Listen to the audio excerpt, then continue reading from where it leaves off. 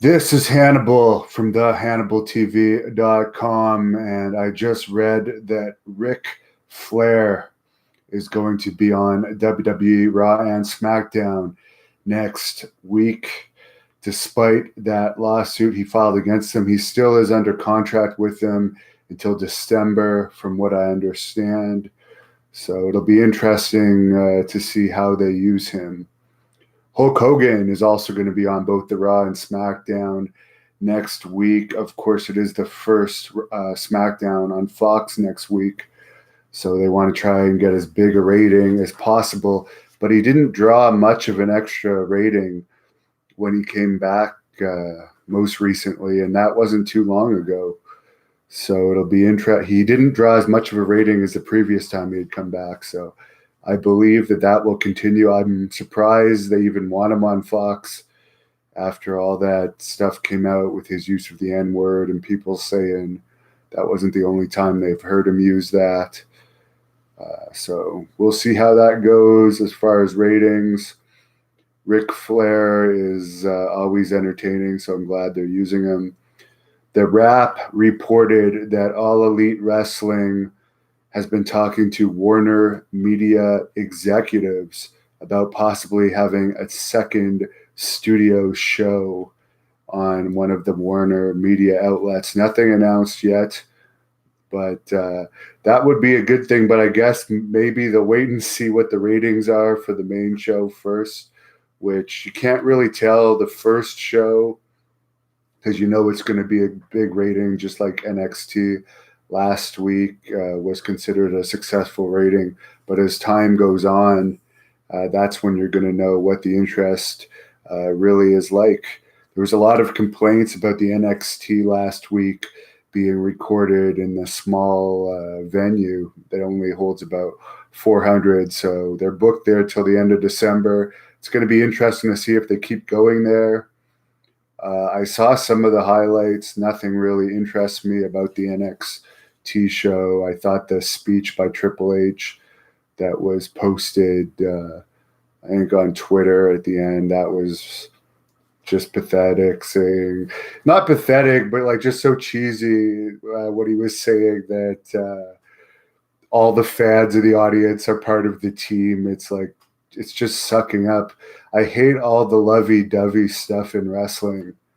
This is supposed to be about aggression and fighting and entertainment, not, oh, we love everybody. I hate that about professional wrestling. Maybe that's one of the reasons why I'm not a fan anymore. John Pollock has reported that Impact Wrestling VP of Production Kevin Sullivan has given his notice to Impact Wrestling, and it's been reported he likely will be working for All Elite Wrestling. He has done some work for them in the past, and it's no surprise that he is leaving Impact Wrestling. Someone said on Twitter there was a feed about Impact Wrestling and All Elite Wrestling teaming up, but that would be terrible for All Elite Wrestling. They've sold out major arenas. Impact Wrestling had $5 and $7 tickets the other week to two different events. One was a pay-per-view, and they had, from what I understand, only about 100 people at each event. So if AEW were to team up with them, it might elevate Impact, but it would bring AEW down. Thanks for all the positive comments. Someone, Krilling876, is the TV show going to have storylines or just another indie show on steroids? I don't know what TV show you're referring to there. Tell me and I'll answer you. Couple more news bits. The first NWA taping, as previously mentioned, is going to have a world title match on it from their world champion that can't even sell out a small studio in Atlanta. And they're actually throwing out a world title match on the very first show without even building it up. It's still unknown if that's even going to air on TV or just be a YouTube show. Also, for AEW, it's still unknown if they're going to air in Canada or not. I guess time will tell, but it's coming up very soon. Okay, the AEW show, is it going to have storylines or just another indie show on steroids? I really don't know.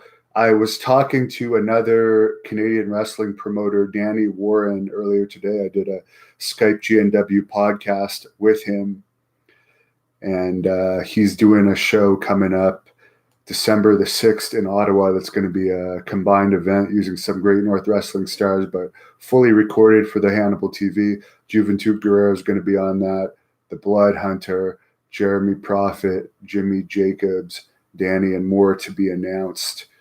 And speaking of which, there was the Hannibal TV taping last weekend that was part of a high school fundraiser. The matches from Great North Wrestling will be posted later this week. But yeah, I don't know what to expect from AEW, but what I was talking about with him was just how it's not interesting from what we've seen so far, other than a few matches.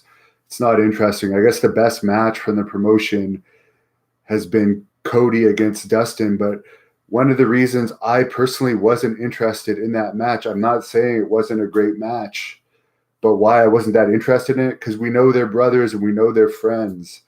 I couldn't just suspend my disbelief on that one. But I don't doubt that the match itself was a great match, although I didn't watch it for that reason. I'm not interested. You know, when Brock Lesnar fought Goldberg, that drew ratings and buys, and it's like, you wanted to know what's happened. You know that it was just going to be hugs and all that shit with the Goldust Cody thing. Jimmy B747 says NXT is going to get its backside handed to it. I hope they do. I am unbiased. I don't work for either companies, and I would just like to see WWE get its ass handed to them because they're so arrogant. They advertise wrestlers for shows and just cancel them. They've put on so many shows lately and canceled them. If I was a kid wanting to go, who had bought tickets to those house shows and been counting down the days like I used to do, mark them off the calendar, and then WWE suddenly cancels the show a few days before to save a bit of money, I'd be pissed. So I find them very arrogant, and I hope AEW beats NXT. But as I said, I don't know. I think they have a better chance because NXT kind of looks boring, for one thing, in a studio with a small audience, where AEW, their taping so far have looked better production-wise, but a lot of their wrestlers have not been on TV. A lot of them are very green. A lot of them are very small. So we're going to see what happens. At least, as Kenny Omega pointed out, the AEW wrestlers are developmental wrestlers. That's the truth. The NXT wrestlers are developmental wrestlers. NXT is the developmental league, so they're training week in and week out. I don't think these AEW guys are training other than having indie matches here and there. But from what I understand, starting in October, they're not going to be allowed to do indie matches unless it was in their contract specifically. Someone said they watched the Divas match on NXT last week. It was pretty good. Chad Thomas said that.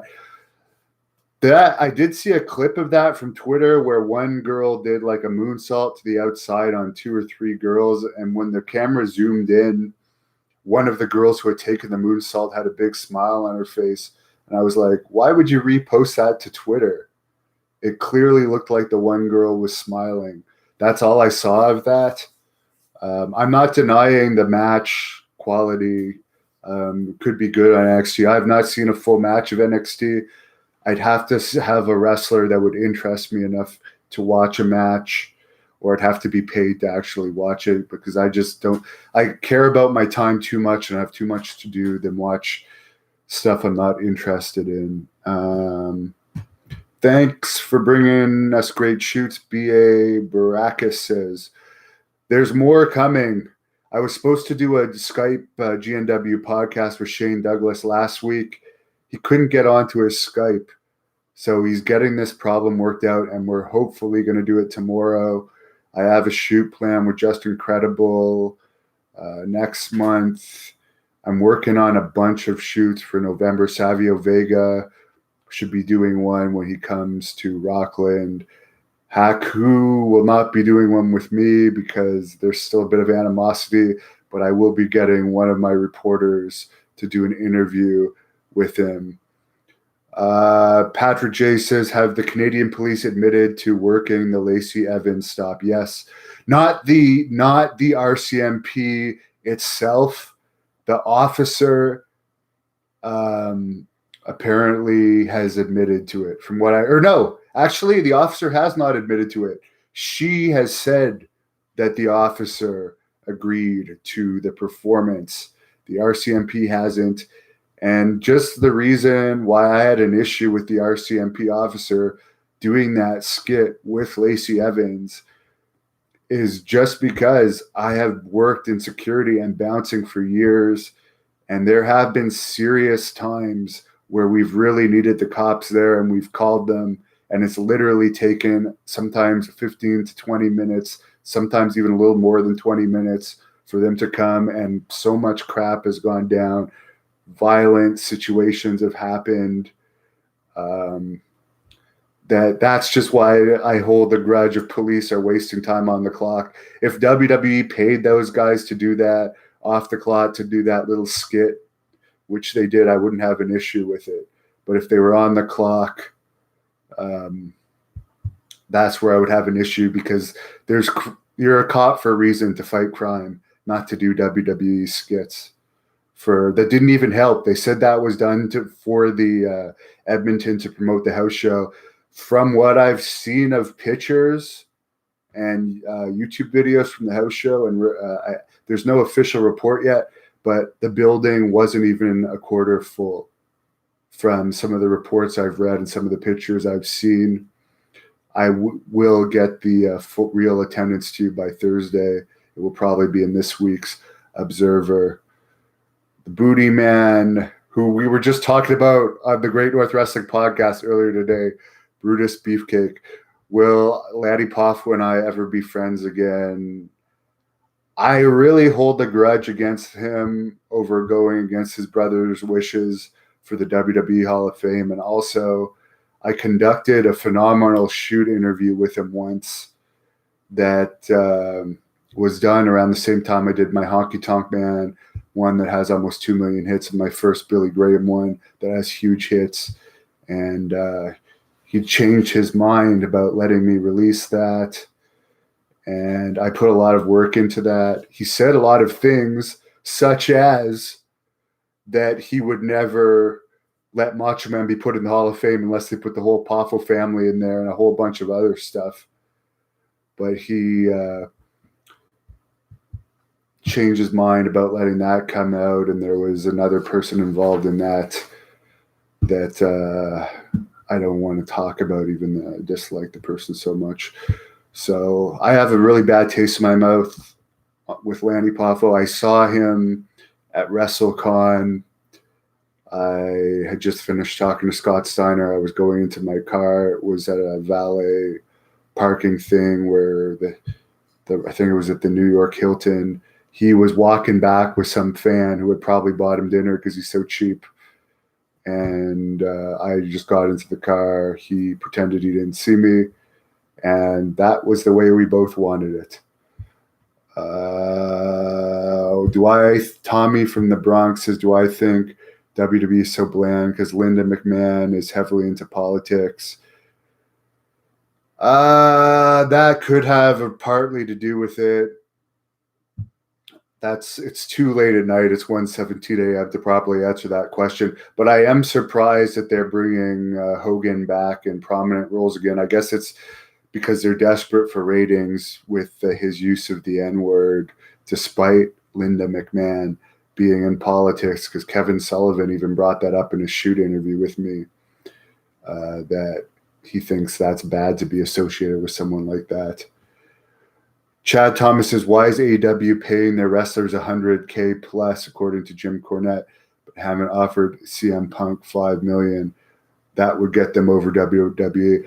I don't know if it would get them over WWE, but they could use that in the NXT war for I help beat NXT, at least temporary. I think CM Punk would be a long-term star after his 2 losses. It's really hard to take him seriously as a tough guy now, but he is more interesting than a lot of the AEW wrestlers.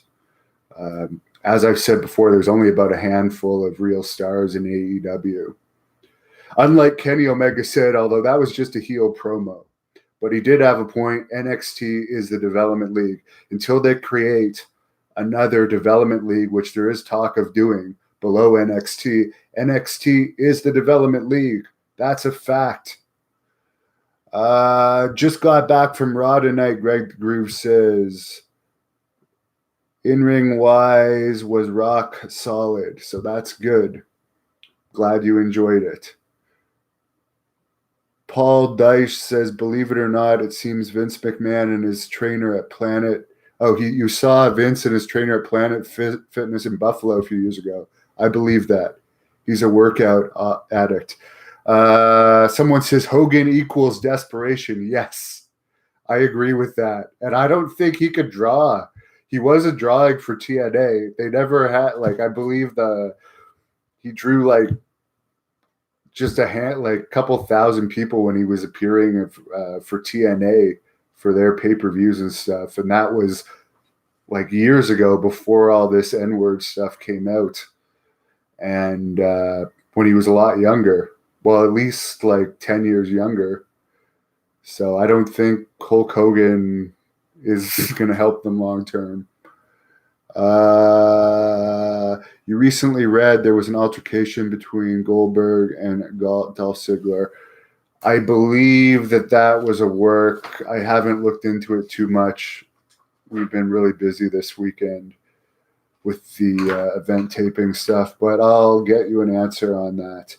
For the other guy that Goldberg doesn't like, WWE has approved them going back and forth on that, but there is doesn't look like that match is going to happen anytime soon anyways. The other guy, his name slips me, but he's an NXT wrestler that's been publicly complaining about Goldberg. I think he had a few UFC fights and Dana White hates him.